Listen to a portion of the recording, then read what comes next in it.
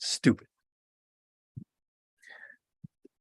That's actually what I'm going to cover today. And it seems like every time I bring this topic up, somebody attacks me because they think my kids are my everything. All I'm doing is doing this for my kids. So I'm not saying don't give your kids your wealth, grow wealth and give it to them. What I'm saying is a lot of times, since it's my goal to help people reach financial freedom, make work completely optional in 10 years or less, even if you're not starting from the best position, is to help you do that. And so one of the main things we do is we ask the question, what's your motivation? Why do you want to do this? Because however you reach financial freedom, whether it's starting and growing a business and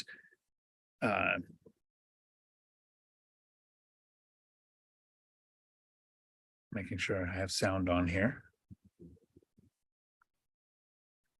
making sure that you grow it to the point where somebody else can run the day to day. Or if you invest in stocks and use the 4% rule, grow a portfolio large enough to where you can live off 4% of it. Dividend stocks, crypto, real estate, whatever method you choose, there's going to be challenges. There's going to be things you don't like. There's going to be hiccups. There's going to be failures. You're going to make a lot of mistakes in the beginning. If you choose the path that I chose, it's super slow. It's not sexy. The first 5 years kind of suck. It's worth it, whichever path you choose to do it. So in the beginning, we usually ask people, what motivates you? And it could be, you're like me. You've had a couple bitter divorces. Can you pluralize a couple? And you want to have the best revenge ever and having a great life. Because to me, that's the best revenge. Or it could be, you hate your job, so you want to escape your job. It could be that you're lazy like me too, and you just want to make work optional so that you can work if you feel like it, but don't have to. A lot of times, though, the answer I get, I want to create generational wealth for my kids. I get it. Sounds noble. But let me tell you some of the problems with that. My kids would kill me for a slice of pizza. Never be worth more dead than you are alive. So to me, that's the first red flag. The second is, and I'm going to use some examples without using their names, but let's just say I had a hypothetical brother. Doesn't really exist. Hypothetical. Who has a couple of kids. And my brother reaches financial freedom. He buys 10 paid off rental properties using the home equity line of credit. This is totally a fictitious story that's never actually happened. And he retires at 50 and never has to work again in his life. But his two kids, in their teens and early 20s, don't do much. One plays World of Warcraft and never sells things online.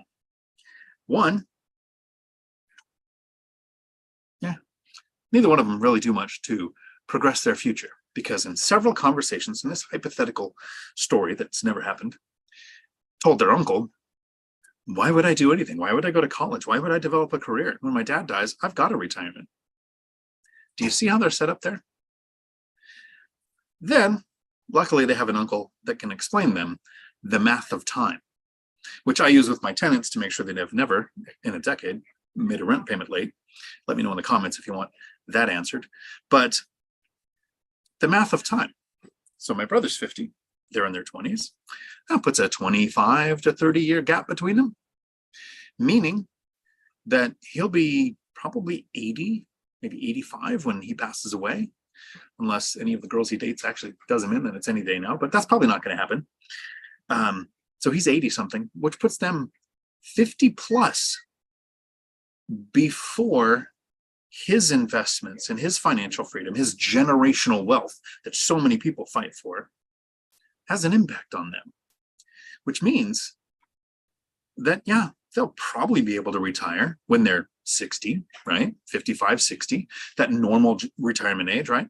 Unless, let's just say magically, that niece and nephew pop out a couple of kids each.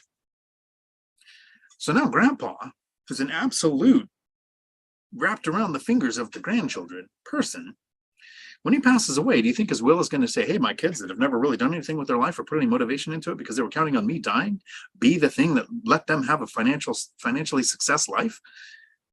Isn't just going to give everything to the grandkids because he probably doesn't like the spouses they picked anyway? Hypothetically, this has never happened. I'm being joined by Millennial Mike. He'll pop in here in a second with his own rant or correction to my rant here. So never be worth more dead than alive. Don't give your kids a motivation to not be financially successful because they're counting on you dying for them to have any kind of success.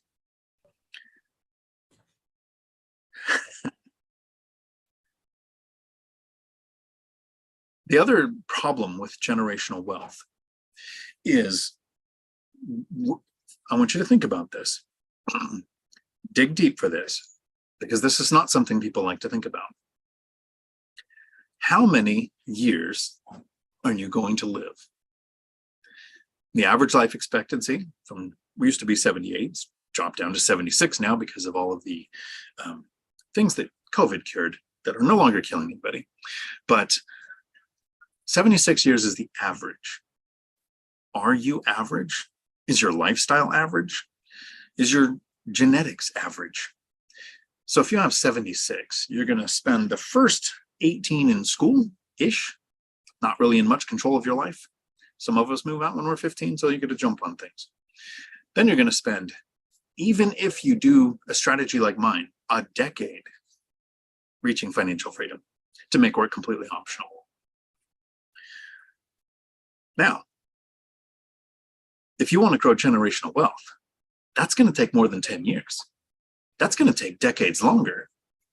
Of your possibly 76 years that you lost almost 2 decades to learning and growing up, then you lose at least a decade to reaching financial freedom, to commit a couple of more decades to create generational wealth. Of your 76 years, you're trying to create money for your kids.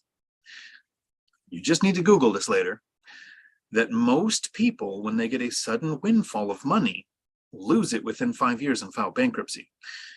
Sports ball players, people who win the lottery, generally 70% of them have filed bankruptcy within 5 years of getting that windfall. So if your kids do not have to go through what you did to generate, create, and attain that money, it's a windfall.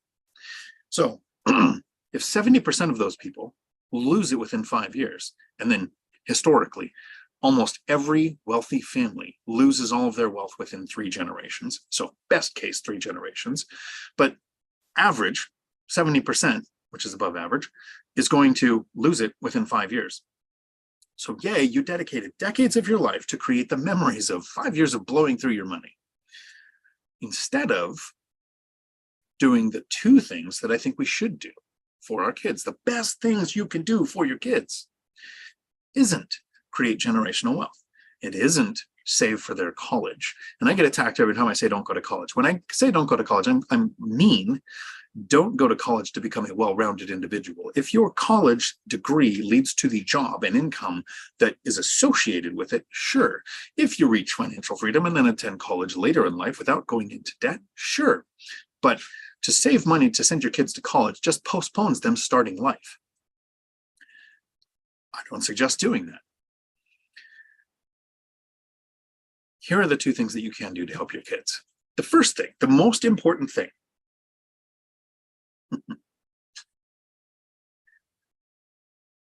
don't become a financial burden to your kids when you are too old to work anymore. The best person to take care of older you is younger you, not your kids. First, shouldn't be their responsibility. I know people who right now are paying their parents' cell phone bill, car insurance, anytime the vehicle breaks down. And I think in some cycles, that's what they're expecting their kids to do. Don't become a financial burden to your kids when you're too old to work. That's the first thing that you can do. We do that by reaching financial freedom and creating our own pension, whether it's working and getting a pension or creating a pension like I did, to where instead of my kids having to take care of me when I'm older, because the drawback to that is I saw how they treated their pets. No thanks. I want a paid professional. So don't become a burden. 1, because I wouldn't want my kids taking care of me. 2, because it shouldn't be their responsibility. So that's the first thing that you could do. You're not, yes, my kids will probably inherit millions. They're going to blow through it, but that's not the goal. I am not doing this to create generational wealth. There might have been a few times where I thought, yeah, I want to create generational wealth, but having witnessed it in person, watching very wealthy, affluent families raise kids that generally become incarcerated, it's not the best way to go.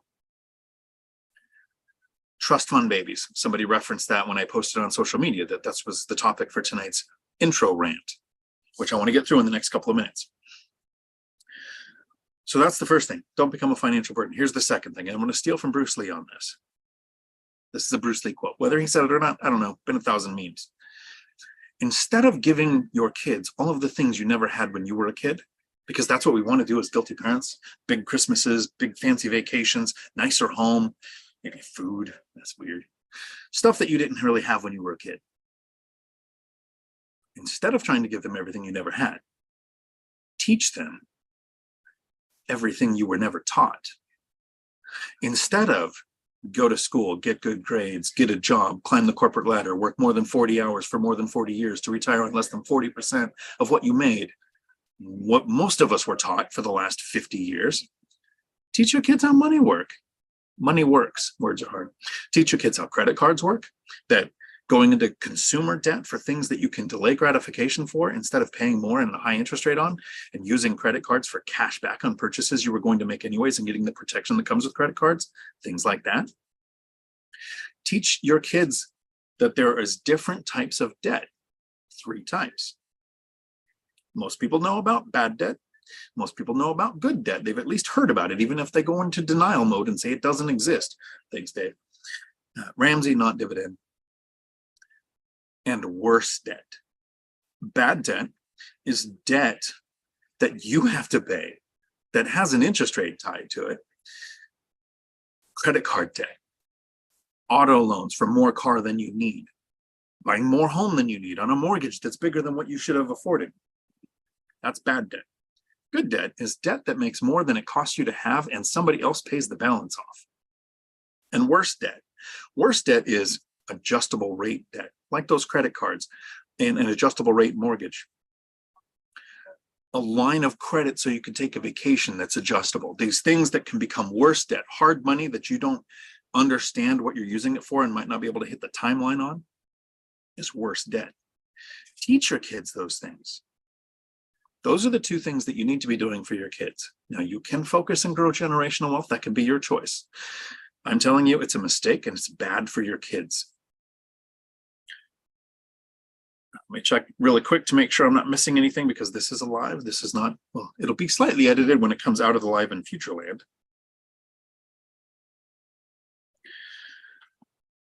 Now, if Millennial Mike will join us, I want to hear his thoughts, because you have a kid that's growing up. So now my kids are over 18. They have chosen not to have kids themselves, so they don't have the grandkid theory. That's where my money's going to go. But what's your plans with this? What's up, man? How you doing? I'm doing good. I'm in Canada. Yeah. What are you doing up there? I'm not sure. I'll figure it out while I'm here. Nice. Yeah. So on this topic, it's a good topic. And I definitely had my perspective changed when I read the book, The Millionaire Next Door, which I don't know if it's going to be easy. I think you'd see it right there.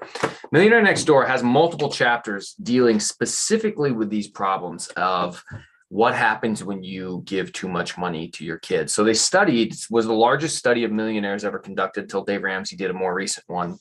And then they studied the spending habits, the jobs, the defining characteristics of people who make it to millionaire. And then they studied their children and their grandchildren. And just to go over some of the quotes from here and some of the things that come out of this, they call it economic outpatient care. That's what they call when you give money. An affluent parent is giving money to their adult children. And it starts even when the kid is younger. One of the interesting things, their takeaways is the more dollars adult children receive, the fewer dollars they accumulate, while those who are given fewer dollars accumulate more. Starts as a kid. If you give money to your kids, they don't build the muscles to learn how to earn it, manage it, save it, and invest it for themselves. They end up becoming hooked on the economic outpatient care, the money that you're giving them. They get hooked on it through all of life. And the entire chapter 5 of this book is just talking about how they're going to need more money for cars. They're going to want to expect a certain lifestyle that you provided for them in their childhood. They want to carry that into their adulthood, and they can't afford it because they never learned how to work for it. So you're not only creating a bigger problem for yourself, where you're going to have to continually spend for them, but you're handicapping them. They'll never be able to provide for their children. And so then it's going to fall on you to provide for those grandchildren who are going to schools and you want them to go to private school. And at some point, as you mentioned earlier, by the third generation, it's like 80% plus by the third generation, family wealth is just totally squandered. And the first generation millionaire is typically a first generation to our country. They start a business, they learn how to work hard, and they develop all of the skills and difficulty that goes alongside making money. I think it really goes to that adage that I've heard a whole bunch thrown around recently, which is that, hard times create strong men create good times create weak men create bad times. Well, the type of individual like you, like me, who grew up poor, which I thank God every day that he decided to let me be born into a broken family and impoverished, living on Section 8 and then food stamps. Thank you for that. Because if I wasn't born with that tremendous blessing, if I had had the unfortunate privilege of being born into the middle class, or God forbid, the upper middle class, what kind of low-life, deadbeat, drug-addicted loser that I arrest on a frequent basis would I have ended up being? Some spoiled rich kid brat? No, thank you. So thank you for forcing me to have to learn how to make money, because at age 8, I knew I wouldn't be able to buy those Pokemon cards unless I went out and mowed the lawns myself. And so I took little note cards, wrote my name, wrote my phone number, walked up and down the street, put it in the mailboxes, and mowed lawns for $5 a yard. I was definitely getting taken advantage of. I could have charged more, but I had hundreds of Pokemon cards because I learned how to make money. Meanwhile, my bum son over there is almost 7 years old. Not one time he's ever asked me how to use a lawnmower yet. It's funny. I want to talk to Matt, the lumberjack landlord, and Zuber a little bit about that age. I think Mike started working when he was like 10 to 12. You, it was 8. Me, it was 8. The appreciation for money starts young. I was so youngest of 13 siblings. My mom, my dad left when I was 8. And so it was me, my mom, and my one brother that was there at the time. She worked in the onion fields. So I would work in the onion fields all day. You get 50 cents for every bag you load. And I think my best day I made like $16 or whatever. But the money would go to my mom. And at the end of the day, she would go to the roach coach at the end of the onion fields, the food truck.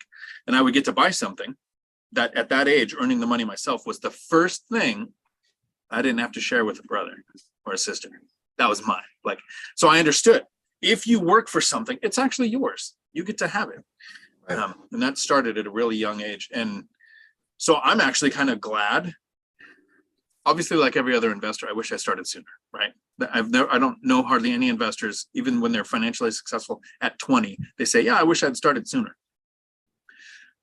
But I'm kind of glad I was not financially secure when my kids were younger, because they grew up with that too.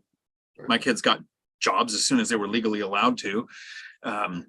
And have all turned into self-sufficient kids that aren't living at home using me as the bank of dad. And while they don't count on me as a retirement, right? They know that eventually what is mine, if I don't spend it all, is my last will and testament is going to be being of sound-minded body. I spent every dime, right? But it's not an expectation of theirs. They know they're going to have to create something on their own.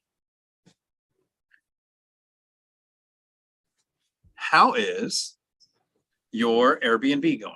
I want to get to the questions in the comments. This gives everybody a chance. If you're new to the channel, what we do is I do an opening rant for like usually 15 minutes, and then we answer questions. And tonight we have about an hour to get through all of your questions. So I'd get them into the chat now. But I want to ask you, Mike, first, how's that Airbnb going? Yeah, well, I haven't had as much time to work on it as I wanted. Last week, my days off, I was going to spend all 3 days working on it. I was going to jump on the Tuesday live with you last week. I even texted you in the morning. I was ready. We were all excited for the topic. And then boom, SWAT call out, days ruined, not happening. And I didn't end up making it. So it's sitting over there. I was just over there a few minutes ago. I got a few more doors left to paint. I was trying to get the trim tacked back up, but the nail gun I had was way too powerful. It's just blowing straight through it. I'm like, all right, whatever. I'll just tap it in with some nails. And then I'm going to start setting all the things up that I have, which I have about half the furniture. So I'd love to get this thing done sometime in August, but I don't think it's going to be till September, which unfortunately is the slowest month for travel for Airbnb, because it's the month when everybody goes back to school. So it will go on the market or go live in the month of September, and we'll just see how it goes from there. Start from the bottom. Always over budget the money and over budget the time, right? Yep. It's going to take longer than you expect. I'm actually shocked at how fast some of the things are going at my project, but I still anticipate another several months before I get anywhere with that. So howdy to everybody here in the chat. I see that Dividend Dave didn't make it first. Rookie. But like Frank says, it's okay. Trophies go up to 8 now, 8th place. That's true. Thank you, everybody, for letting me know the sound was working. I wasn't sure. Every time I travel, that's why it started like a minute or two late today. Every time I'm traveling, Zoom wants to confirm it's me with an email. YouTube wants to confirm. Gmail wants to confirm. Everything it takes to get this set up to run. And I never seem to have enough time to do that. I almost didn't do this because you take the ferry. Have you taken the ferry from Port Angeles to Vancouver? Mm-hmm. Oh, no, not to Vancouver, no. Wherever I'm at, BC, I don't know. Yeah. It's Canadian. I went to school in America. They don't teach us this stuff. Right. It's pretty, but we were the last. There was like one car behind us that got on the ferry. If not, it was like another 3-hour wait. Oh, dang. Dividend Dave says there's lots of real estate opportunity in Japan. My wife's cousins are also landlords here in Japan. Nice. They have 100-year mortgages in Japan. So I can't wait till we have those here. That's what I'm talking about. And then I see Julie is in the chat. Thank you, Julie. Julie is always welcome to come at me because I make some declarative statements sometimes, like making generational wealth is kind of stupid. She said she disagreed. And I totally get it, because the wanting to provide for our kids is a good thing. I'm just saying I wanted to provide the perspective that maybe there's some other things to consider. I didn't raise my kids to be that way. They just don't know yet. They don't want to work until they are 65. Good, good. So that's the other thing. It sounds like you're teaching them, right? Thank you, To and Fro Global. I would show you the other side, but I probably will before the thing's up. This camera doesn't show distance for some reason. Like, it just goes like white screen. I don't understand why. So that's why I turn it around to where it's at least a reflection. So, Josh, I think Ben Mala is doing a good job. He makes big bucks, but is teaching them the ropes. I've heard the name. That's not somebody that I've actually followed. How do you feel about DSCR loans if the property is free and clear? I'll let you start with that, Mike. DSCR loans, how do you feel? DSCR, well, hold on real quick. To talk to Julie Anderson, because in the book that I was referencing earlier, they talk a lot about how giving economic outpatient care, economic gifts, or just any type of gift that has financial value is really foolish. But to tie that off, because people might wonder, what can you give your children to enhance the probability that they will become economically productive adults? In addition to an education, create an environment that honors independent thoughts and deeds, cherishes individual achievements, sounds like no 8th place trophies, and rewards responsibility and leadership. Yes, the best things in life are often free. So don't give them money, make them freaking work for it and teach them the lessons that go alongside of that. Anyways, DSCR loans, not against them. Problem is, as always, right now, it's tricky to make anything cash flow. So if you can make a DSCR loan cash flow versus a conventional loan versus, some people are looking, variable interest rates are becoming a little bit more popular right now because they're giving you a teaser rate that's a couple percentage points less. That's the danger right there. If you can get some sort of fixed rate that's going to cash flow, if it works, maybe.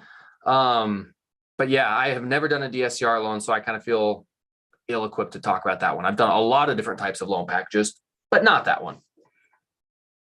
So I wish I had better education around 2014, 15, when I got to 4 mortgages in my own name and the banks were limiting you to that for conventional loans. Now it's 10. And I got to 4 and then I focused and paid off a house instead of continuing to invest. And it was a mistake. If I had taken the amount of money that I had paid off that house with, I could have added to the portfolio with better cash flow, and more properties to appreciate, a new depreciation schedule, like all the benefits that comes from buying. But since I didn't know about DSCR loans and we were at a limit of 4, I focused and paid it off. At that time, I would have appreciated knowledge of to use a DSCR loan. Generally, it's going to take a larger down payment, and you're going to be about usually a half a point higher on your interest rate. But there have been times when that has inverted and DSCR loans were better than conventional loans. So it depends on lending fare and what different products are being offered. So as long as you're okay with the higher down payment, you generally can't use it as a low down payment owner occupied type of property. But this sounds like you said, how do you feel about DSCR loans if the property is free and clear? Now, does that mean you're buying one that is free and clear? Has no impact on what you're doing with it. But does that mean you own a property that's free and clear? Would you take out a DSCR loan? Anytime you are going to do what most people call tap your equity, which I call add debt to an existing asset, the first question is, which way should you do it? DSCR, conventional, second mortgage, cash out refinance. If there's no mortgage, it would be a refinance, home equity line of credit, or sell 1031, all of those things. Like, how do you tap the money? The question that happens before that, what's the purpose of the money that you're taking out? Do you have an investment that will justify the debt on that asset and probably the asset that you're purchasing? So there's like a cascade logic tree there of, if I would, then how I would, and do I have an end result that justifies it? So that's my thoughts on DSCR. And if somebody wants information on that, I have a friend, Alex, that works for Certain Lending. I connect you with him. He's really good at DSCR loans. I can connect you. So reach out with an email. Also, I should say that today is the end of the special on the course. There's $100 off the course if you sign up till today. Should have been over this morning, but I was on a boat. So tomorrow, I'm gonna get rid of that $100 off. For the whole month of August, we're doing Saturday live streams via Zoom that everybody can jump in, be in the Zoom for 4 p.m. Pacific. Trucking landlord, it's Dion time. How many times I heard prime time and had to tell people, I don't watch sports ball, but I know that that's a reference. Josh, I'm teaching mine about house hacking and they see us doing long-term rentals. Nice. So most of mine house hack in a form, roommates or so far, I think that's the only version that they've gone with. So they get the benefit of reducing your housing costs, but I can't get them on the property ladder yet. The wealth building journey, both financial education, must learn first, and financial windfall must be second, are requirements for a shot at financial independence, freedom for one's children. Maybe, I don't know that the windfall's required because I still haven't had one. I'd like to have one, but financial freedom happened from slow, every 2 years, buying a property, adding a property, speeding up as it went. Happy child-free day today to those out there who have it. Mike, did the book control for the children's financial literacy? Yeah, that's a good question. I think that you would have to really define more about what you mean there. So the book is studying millionaires and their children, and it talks at length about how their children are some of the best educated children that there are because they go to private schools and they end up getting good 4-year college educations. Good. That's an opinion, I suppose. So they're very educated, they're literate. And I don't know if I don't remember it specifically saying like parent or millionaire parents sat down and talked to their children specifically about how to handle money. The overall takeaway that I got was mom and dad just provide money, provide gifts. And that actually is what inhibited them from ever having those conversations because there was never any need to have those conversations. Whereas in my life, I did my first budget at 8 years old and still remember to this day asking my mom, how much does it cost for gas each week? What's a car payment cost? What does it cost to live? Then adding it all up and figuring out how many dollars an hour I would have to make in order to be successful as an adult. But that was because I spent my entire childhood being very hungry and getting evicted and moving from place to place and saying to myself at like 7 or 8, like, I really don't want to do that when I'm grown up. So I don't think you have those conversations when you're rich. No, and with us, we weren't evicted, but remember, we never owned or rented a house. We would move in, wait for the owners to show up, ask us who we were, and just leave. So I kind of had that bounce around mentality too, that My dad actually thought it was stupid to own a property. Whether you lived in it or rented it, didn't matter. Owning a property was dumb. Versus, I have affluent friends who they have a couple of kids, and when they were teenagers, you're talking first car, 6 figures. You just, whatever car you want, they go buy it off the lot, you take it, you go trash it, doesn't matter. Never have to have a job. If you do have a job, it's for the company that the parents own, and you don't have to really earn the money early on. So after the age of 18, what can that person do that in any way is even a facsimile of what they just got when they were a teenager? You're set up for a really hard, to the point where if I went out and got a job at a fast food restaurant and could afford rent and actually rented a place, I would have thought myself as 1,000 times more successful than both my parents. Michael asked the question, and I don't want to be rude to the answer. Hello, how many companies report earnings after the close and which ones were good? Sounds like a stock question, right? Am I reading that right, Mike? I mean, that, or it sounds like a Zuber question. Because it happens after the close, right? Yeah, so Zuber invested in stocks, does a financial update. I wouldn't own a stock if it came with free tacos, right? Like, even just give me one, I'd sell it and put the money in real estate. The list of reasons is huge, but that doesn't mean I don't like stocks, right? If stocks is the avenue that you choose to reach financial freedom, great, but it has to excite you, and they don't excite me. So real estate excites me. I chose that. So it doesn't mean that stocks is better than real estate. It's just to my goal, my resources, my skill set and goals. Real estate was what I chose, and I don't know anything about stocks. So I'm trying to figure out if I can give worse stock advice or marriage advice. I at least know how to fail with marriage. I don't know how to fail with stock. So I was going to say one of them left you a lot more bitter. You know, a little bit, yeah. Yeah, I wouldn't have the wife if it came with free tacos either. Sean, Millionaire Next Door goes into this very well. I'm glad you brought this up. It's a great resource for this subject. Good job. If you have not read that book, and if you don't like reading, get the audio version. It'll take you a day and a half if you listen to it in the car driving to and from work and stuff like that. Take maybe a couple of days to get through it. It's a fantastic book. It will open your eyes about a lot of misconceptions about millionaires and how you could. It changed my opinion on how to raise children, because as I often lovingly talk about myself, I'm a recovering Dave Ramsey addict. One of the things that Dave Ramsey talks about is setting, one of his baby steps is putting aside money for kids' college and everything. And then you realize when you read this book, the empirical evidence shows that that is a terrible thing to do, which is nice in two ways. Number one, you don't have to account for saving all this money to give to your kids. You can save it for yourself. And number two, you now know, actually, I'm hindering them in a terrible way if I do this. So you can do it with a clean conscience instead of just feeling like a deadbeat bum. Right. True. Jordan, howdy. My contractor quoted me 10 days to finish my rehab. It has now been 2+ months. What should I do? He keeps giving me excuses why he's not showing up, and I've caught him lying multiple times. So my family runs tree services, which is a type of contractor. They get hired, they give an estimate, they give a timeline, they give a price, they have to license, insurance, all that kind of stuff. So I kind of speaking from that. When you're working with a contractor and you're worried about timeline, for me, part of it matters on where did you find the contractor?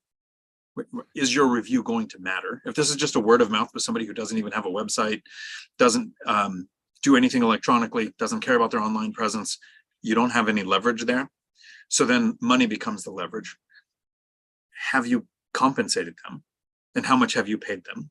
So when I'm dealing with contractors, which I've had several handyman for years and years do different things, and I've had different projects managed basically at the same level. I say, here's, let's talk price. We get the price negotiated. And then I'll say, great. If it's paid on this day, if it's done on this day, here's the amount that you get paid, which includes a good tip. So I'm not going to negotiate down what they're earning if it takes longer, but I am going to negotiate down the extra that they could earn if they got it done on time. So I really like to use the Thumbtack app to find contractors, handymen. That's what I'm doing on the rehab that I've got going on now. That's how I found my handyman in the past. But it's an online presence where their reputation is made or destroyed by those reviews. And they know that you get to leave a review when you're done. So you have a better leverage position there. Once you've already started, depending on how much money you've given them and how much you're willing to walk away from, get other quotes, set a strict timeline, and from somebody who's going to care about the review that you leave. Mike, you've worked with several rehabs now, a couple of birds. Yeah. Well, so first of all, before I was a cop, for 8 years, I was a contractor. I installed granite countertops, tile, kitchens and bathrooms and things like that. And we never, ever, ever treated people poorly because we were very conscious about the online reviews and things like that. In fact, I instituted at our company, you could still go find old YouTube videos of me doing video reviews in like 2013, the end of a major project, recording the customer, posting that on YouTube so that other people could see it. So online reviews are good. The downside is things like Angie's List, things like Google reviews, they can be bought. The company can pay to have bad reviews taken away or put at the very bottom and good reviews promoted to the top. So it's unfortunate that you can't necessarily take that. Better Business Bureau, same thing. You can always pay more money to get stuff taken away. So it can be very difficult to find good contractors, unfortunately. For our friend here, Jordan, he's asking what he should do. 10 days has now turned into 2.5 months. This is why I tell everybody always double the time, double the price, whatever they tell you. And if it's still, the deal still works, go ahead and give it a shot. I think Dion said that earlier too. But here's what you do. I don't know what the project is. Is it the type of project where it's going to be impossible to have them quit midway through and get somebody else to come in and finish it, or just like ridiculously expensive? If you have to see it through with this person, then just buck up, see it through, keep writing them until they get in there and finish the freaking work. And then never do business with them again. Leave them horrible, terrible reviews anywhere you can. Just talk about how garbage they are 100%. If it is the type of project where, maybe they were supposed to remodel a couple of bathrooms, lay carpet, where are they? Can you get them to a point that it makes sense to say, you're done, we're taking over with somebody new? If you can get to that point, if you can cut them off partway through and find someone new, please do it. Lastly, I got a video on my channel. It's like I can't remember. It's like 10 red flags to look out for contractors, or 5 red flags. I don't remember. I made it years ago. Never, ever, ever, ever pay anybody upfront more than 50%. 50% should get them enough to buy the labor and materials, to buy all of the materials and put in a small amount of labor to come out, do some estimates, some sizing and things like that. But that last 50% includes all of their profit margin. You need to hold on to that, and they don't get it until the work is completed to your agreed upon end goal. You don't need to go all Karen about it and just get crazy over every little knickknack, but like your agreed upon end goal is when they get that money. That's how we did it at my business. We didn't collect that 50% until they were happy and signed off on it. And then we ran the card or cashed the check or whatever it was. That is your leverage in this situation to protect you. When it comes to dealing with most people, leverage is the determiner. Figure out what yours is. And then remember Peter Parker's uncle. With great power. Yeah. I didn't know that was a quiz of my knowledge. Right. I had to target the audience. So Michelle asked a great question here, one that I can't speak to. It's not too real estate related, but what is my opinion on what the yellow bankruptcy means for the cargo transportation sector? Then the companies change hands and change names often. Gordon purchased by Heartland, Knight Swift, what was the other? Interstate, Heartland, right? They're going to change constantly. I don't think it impacts the sector. I think the debt is going to impact the names we see hauling the same amount of cargo for the same prices. A lot of them went into debt to grow. Transportation blew up like growth wise in 2020 because of the pandemic and things being delivered. We had, what was that? Last mile delivery really took off. And so you had a lot of companies trying to grow. So just before Heartland purchased Interstate, something that most people wouldn't know if they're not in transportation, Interstate's goal was to grow by 20%. So they borrowed enough money to grow by 20%. They shrunk by 5%, and then they sold to another company. So the larger companies tend to try to grow, and doubling the interest rates in less than a year is going to make that a challenge, which means opportunity for other trucking companies. T. Adams, a man worked since I was around 10, had to buy all my clothes for school supplies and things. Yep. I think it's a good way to do it, as long as if you're a good parent, I think you're kind of there as a catch-all, right? Like you have to do this yourself, right? But when they fall flat on their face, because some kids do, some adults do, you're still there to be the parent, right? So not your job to do it for them, but it is your job to set them up for success. Wealth building journey. I'd posit that it's still 80-20 with generational wealth. So here's where I think the statement proves it's the exception. The Vanderbilts, Rockefellers, Rothschilds are still rich. No, they're not. Their foundations are. And of the millions of families, possibly hundreds of millions over the last century, collectively, we could probably name 100 families that have had generational wealth. So by the third generation, most people who have generational wealth have lost it. Make a foundation that's probably going to live longer than the generations of your family. It's the people who get wealth without having to figure out what it took to build it, right? I wish I knew the quote from Jurassic Park better. Jeff Goldblum talking about, the black belt takes years of dedication. The scientist stands on the shoulders of the people who did it, and now we get dinosaurs eating everybody. Right. Michelle Meyer, smaller freight trucking companies should absorb the volume. Yep. Bigger point is that refinancing is getting more difficult than when it was at the beginning of the year. There you go. It's only going to get worse. It's going to get more difficult. I see Josh did a super chat. I appreciate that. Tough love goes a long way with kids and family. It does. So does the block button. I think with most of the family, I'm trying to think of who in my family do I still communicate with? Like 3 out of dozens. Then my chat moved.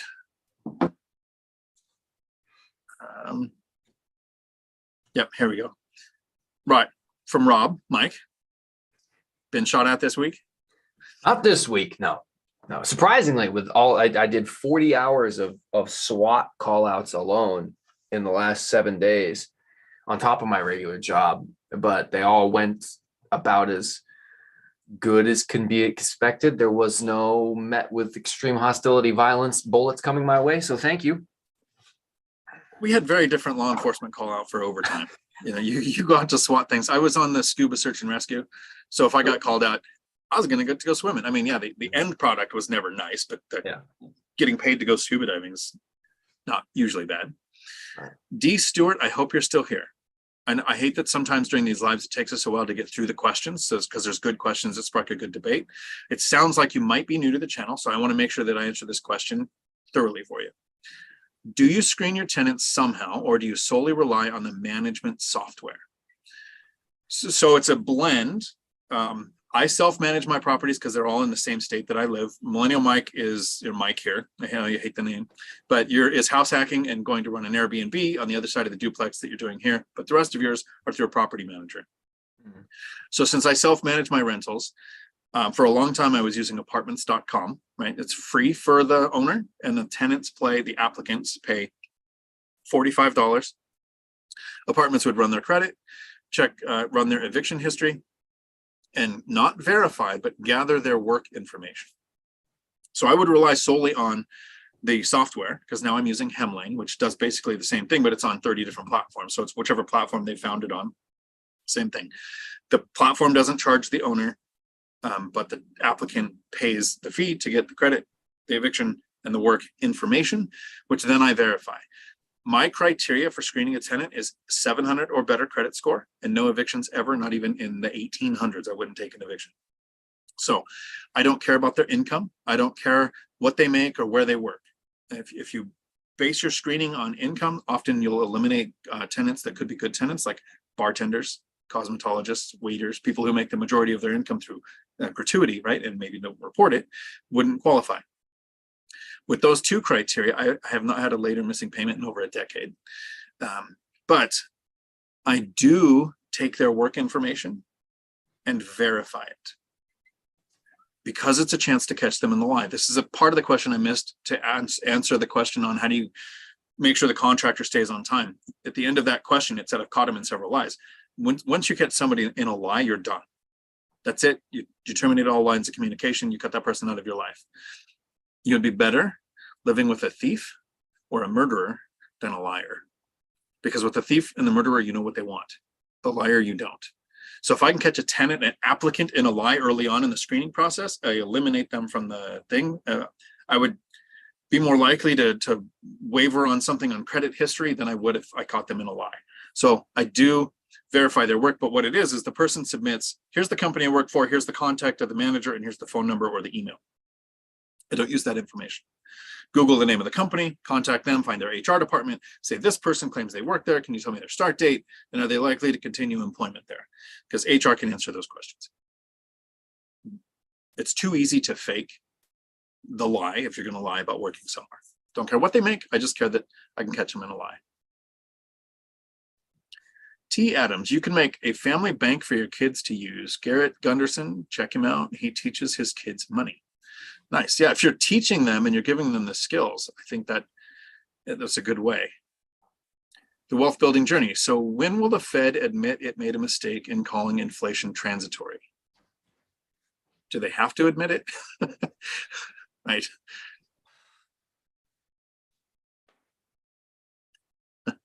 JMC, howdy. All-nighter hider, howdy. Good to see you here. Now that you're back down from Alaska, I'm up here by Alaska. I'm here, had a work call. I hope everyone is well and could stand the time I was away.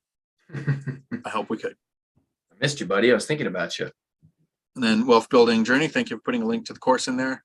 So you get the free binder courses there where you can get my spreadsheet that I track my income and expenses. You can get my seller financing letter. You can book an hour with me, which I'm averaging about 1 a week right now. And then you can sign up for the course at that link. Wealth building journey. Hurry and take advantage of the discount before it ends tomorrow. It should have ended today. Michael, you're not talking about the stock earning. No, we don't know anything. I don't want, Mike, you might. I don't know anything about stocks. If I had money in stocks, I'd still be working probably for another 15 years.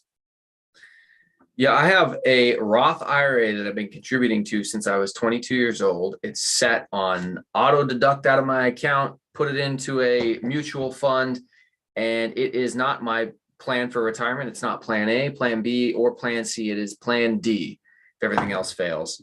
At $500 a month, whatever, just take it and put it in there. But beyond that, I'm not anti-stock. There's the proof, mutual funds. But no, I don't waste my time trying to be a successful day trader. Either Mike is new to the channel and he's trying to figure out who we are, which I totally understand, or he's been with the channel for a while and he's the king of trolls. And those were questions perfectly worded to trip us up because, yeah, no.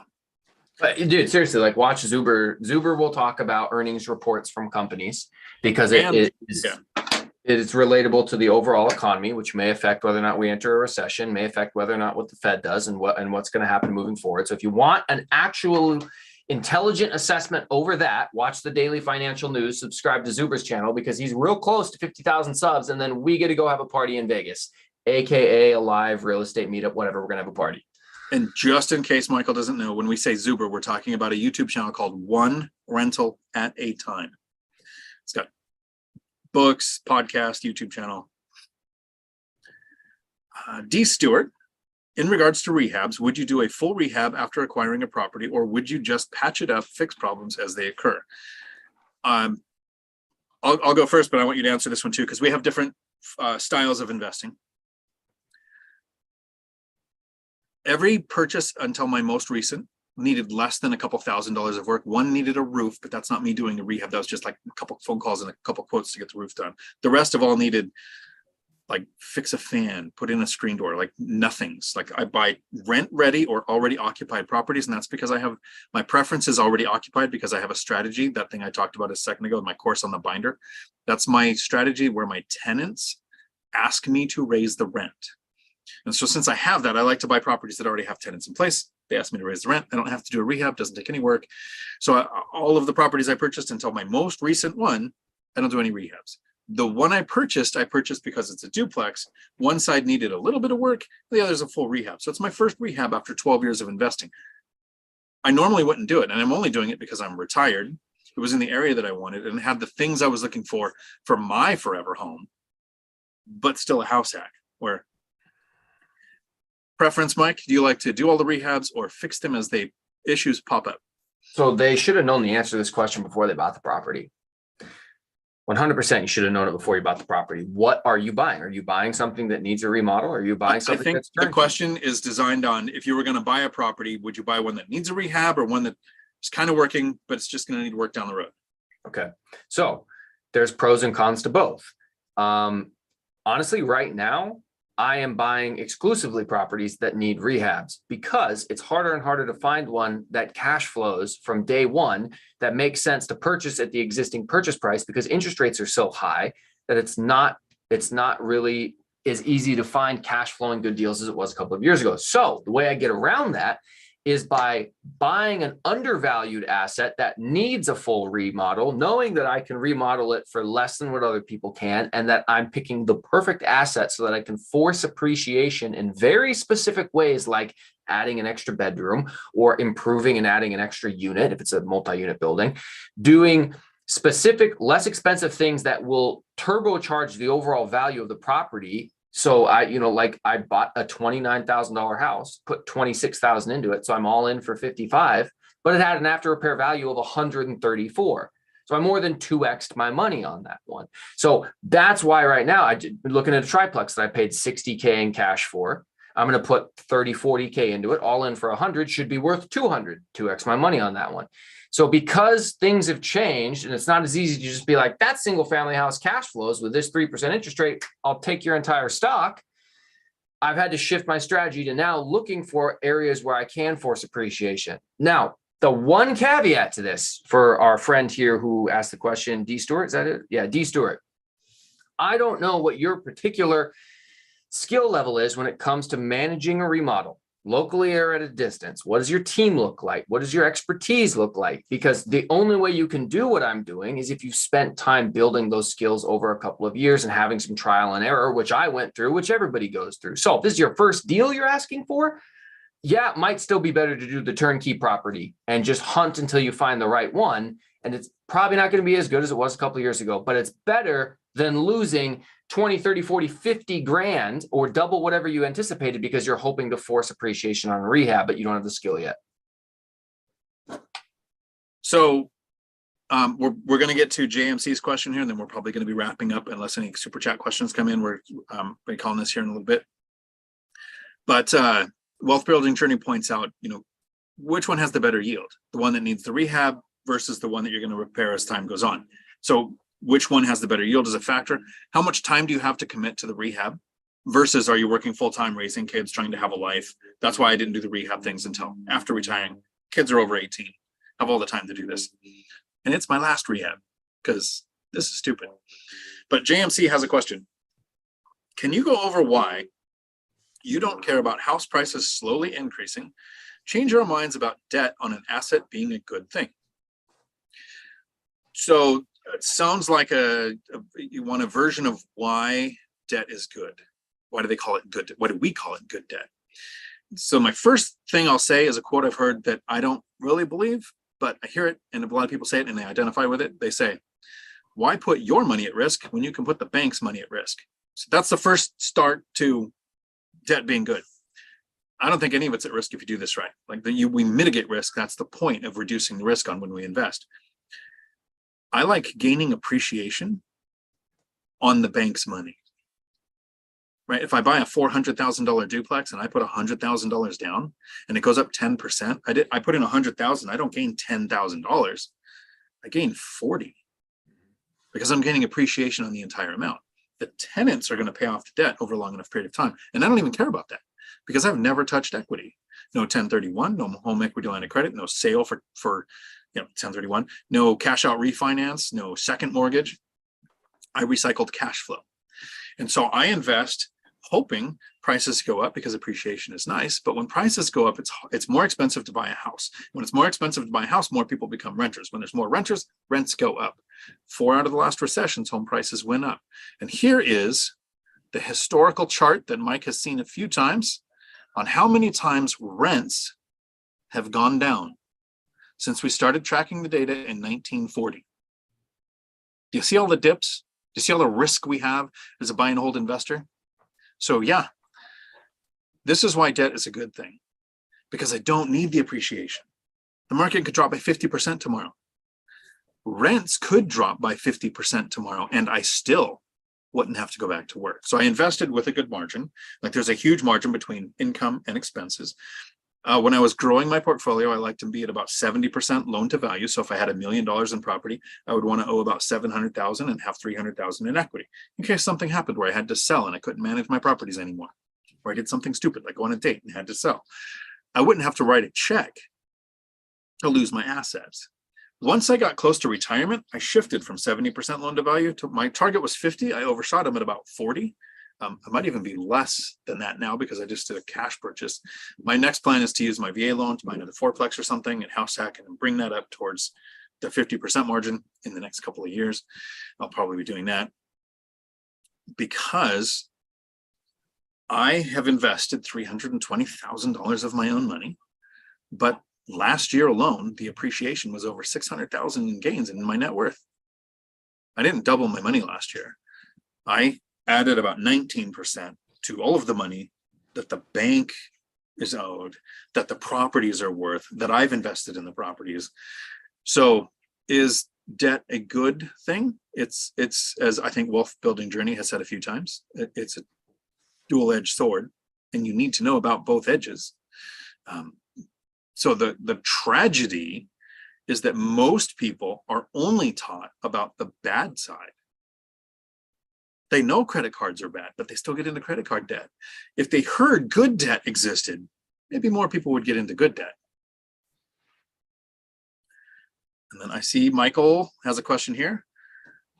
What's the door lock you were using in your Burr project? I heard in a video weeks ago that you mentioned the Defiant. What's your suggestion? So my suggestions in the description of all my videos is a link to the Schlag locks that I've been using for over a decade and I've had really good luck with. On my current rehab, I'm using the Defiance based on Lumberjack Landlord's recommendation. Only place I've been able to find them was online Walmart. Couldn't find them at Amazon, Home Depot, or Lowe's, so online Walmart is where I ordered them from.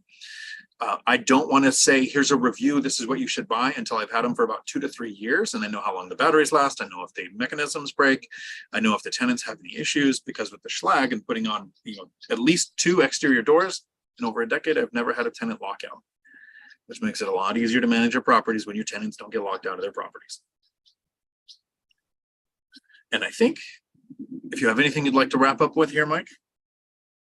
Oh, thanks always for having me on, man. I had a good time. It was fun to chat. Congratulations to Michael Diaz, who said he just closed his first duplex. So that is what these are all about. We are doing our very best to help people get on the property ladder responsibly. So shout out to him.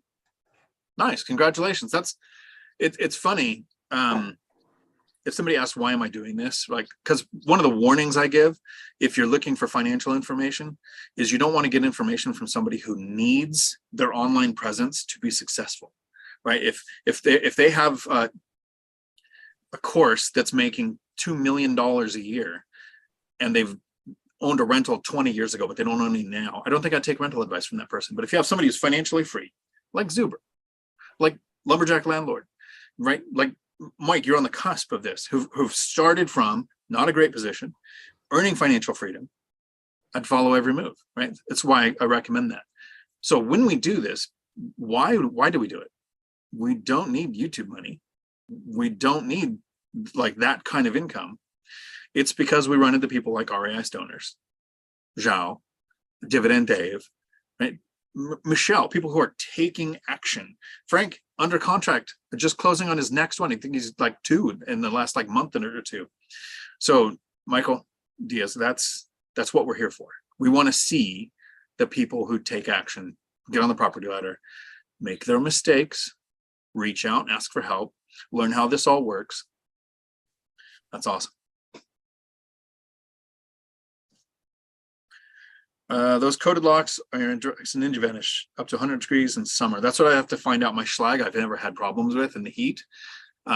That's why I want some time. And in Washington, if it got to 110, I think everyone would die. So it's not an issue here. So you need to know what works in your area. Kind of like some of the recommendations that Matt, the Lumberjack Landlord, has said on investing, doing a rehab. East Coast versus West Coast, you use kind of different materials. You have different problems in different regions. So, Dion, what will you be doing when you're 80? What will I be doing with my what? Oh, when What I'm will 80, you be doing when you're 80? selling all my properties to you because you'll be 60. Then I guess we'll be fulfilling Lookup's dream, which we'll be talking about it on YouTube because we can't be 80 at the same time. I'll be 60, but we'll be doing seller financing 30 years from now. Right. We'll be doing our seller financing 30 years from now. Nice. Awesome. Thank you all for hanging out with us on a Tuesday. I have videos coming out Thursday. Maybe we have a live stream on Friday. Matt, the Lumberjack Landlord's live stream is Sunday, 8:30 a.m. Pacific. You should catch it. Until our next video, thanks for coming to my Dion Talk.